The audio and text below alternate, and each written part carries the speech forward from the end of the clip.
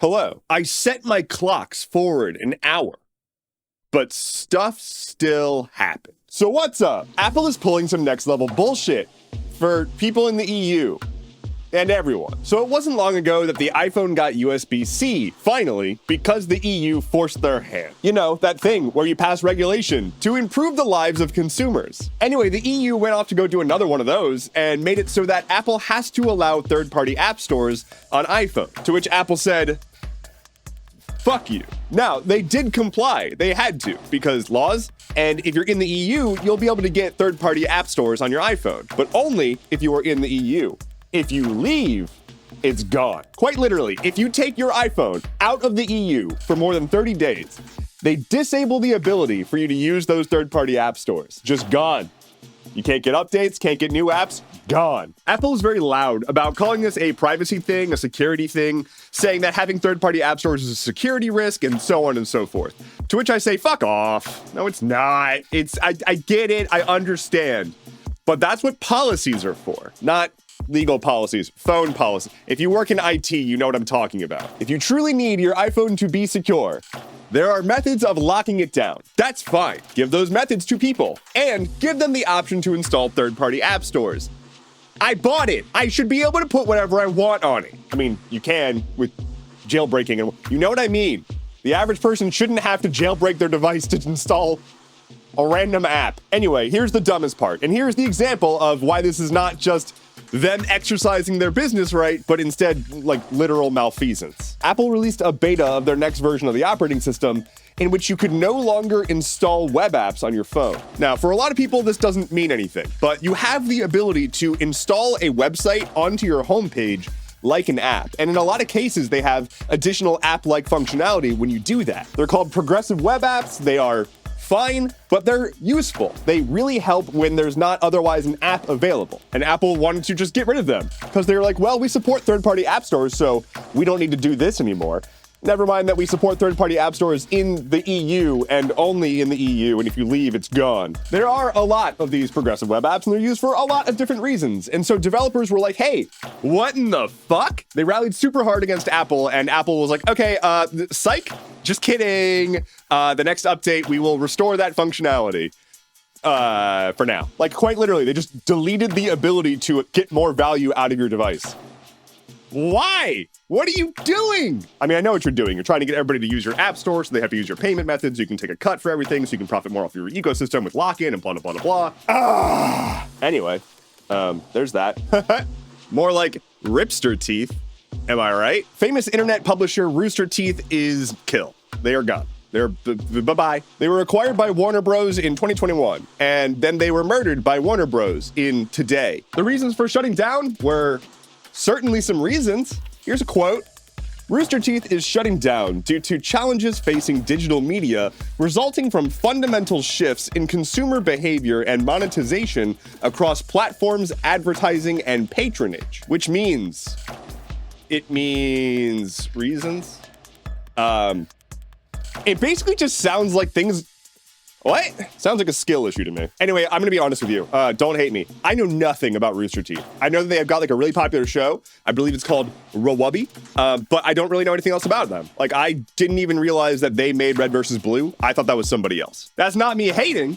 If this is your people, this sucks. I know how it feels to lose your people. It's not great. It's not wonderful how many times we've had to like watch a thing that we care about just go up in flames. And like, yeah, Rooster Teeth has had some tumultuous history as of late. I'm aware of that. Like, I've been on the internet. You can't avoid that level of drama, but it still sucks. And I want to acknowledge that. I don't have to like a thing to acknowledge that fan bases will hurt after it's gone. Anyway, the moral of this story is rip. Bye-bye. Here's something lovely. Let's do that instead of not. The words today, they're just not... They're not coming out in any reasonable format. I'm sorry. You're gonna have to deal with it. A woman in the UK was cleaning up trash on a beach when she found messages in a bottle. 3 of them. Three messages in one bottle, not 3 bottles with 1 message each. It was 3 in the 1. It was an old Coke bottle, and it had 3 messages in it that were written by school children 40 years ago, 1984.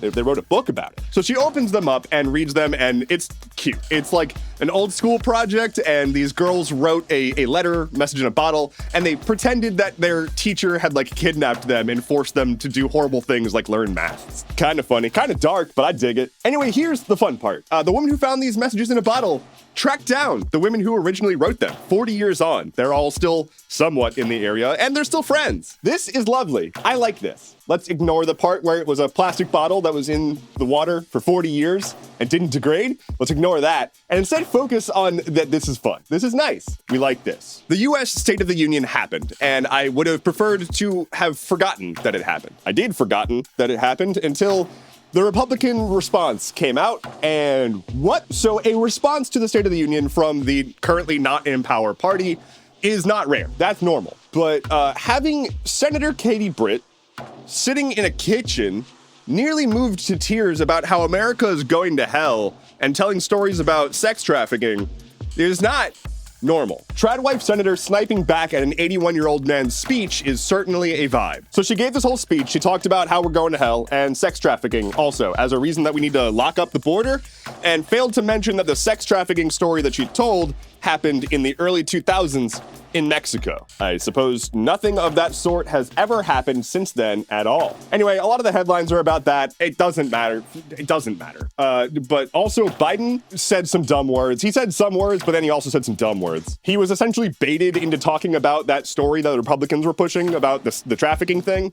And he referred to someone as, quote, an illegal. In 2024, we're still referring to living, breathing human beings, you know, the neighbors that we're supposed to love thy, and illegal. But maybe I'm wrong. Maybe when they said love thy neighbor, they meant like your immediate next door neighbor in an American suburb. That's the neighbor that they were talking about, not the hungry one from a country we destabilized. Anyway, yeah, Biden said some words. Yep.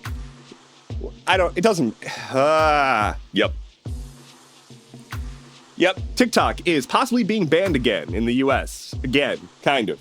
Again, sort of. Here's the state of play, because I've been seeing a lot of chatter about this, and a lot of people are missing some significant details. This is no hate, it's just people seem to not pay attention to civics. There is a bill in the US House of Representatives which would effectively force ByteDance to sell off TikTok. They're mad that ByteDance owns TikTok because China. Now, I would argue that it's more likely that these people are being paid by major media companies in the US who have a vested interest in TikTok going away. Otherwise, these bans would be more comprehensive and actually focused on improving the lives of Americans rather than just removing one single app because China. Anyway, the bill would force ByteDance to divest TikTok, which is probably not going to happen. And if it doesn't happen, then they're going to fine Google and Apple an egregious amount of money for distributing the app. So it's not a TikTok ban.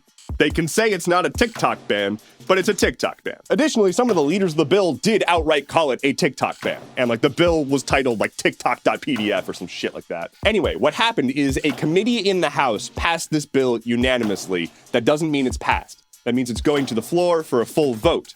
Then the Senate has to also vote on it and pass it. And then the president has to sign it. And he said he would. And then it's going to be challenged in courts because First Amendment, because obviously the ACLU and the EFF are already saying that they're going to do that. So like, no, the TikTok ban did not pass. That didn't happen. It passed a single committee to go to the floor, to do a vote, to go to another place, to do another vote. That probably won't pass because the Senate is led by Chuck Schumer and he's not one to pass tech regulations. That's not a guarantee. That's just that. So call your representatives. Annoy the hell out of them. TikTok did a push notification that asked people to call their representatives, and the representatives are not happy about that. Like, they were inundated with calls, and they were pissed. So, if nothing else, call your representatives. Even if you don't believe in the process whatsoever, call your representatives just to be annoying. Just to be anywhere near as annoying as they are to us on a daily basis. Lightning round. United Airlines has had a lot of plane malfunctions recently, including a wheel just falling off of one of their planes after takeoff. Here's the weather. If you recall that whole situation with Alec Baldwin being arrested because he shot somebody on set of the filming of the movie Rust, the armorer of that movie has now been found guilty for that incident. The beloved creator of Dragon Ball has passed away at the age of 68. A dude in Canada was arrested at a Walmart because he was threatening people with a katana. Yeah. Jake Paul and Mike Tyson are going to do a boxing match on Netflix. It's gonna make a lot of money. Tesla is now shipping their $3,000 tent attachment for the Cybertruck and it looks terrible. If you recall all that hubbub about like room temperature superconductor stuff that a physics lab recently was like, we did it! We made a superconductor and it's perfect, and then nobody else could replicate that? Yeah, they're being investigated because it turns out there was a lot of bullshit there. Weird how I said this doesn't seem to be a thing that's real, and I got yelled at for it. It was a lie. Warner Bros. Really just doing some weird bullshit. They are now delisting Adult Swim games from Steam, like just removing those games entirely. They seem very interested in making everyone upset today. And finally for today, the next Super Mario movie has been announced, and it's dropping in early 2026, apparently. I hope we get to that year. That'd be nice. That is all I have for you today. Thank you so much for watching.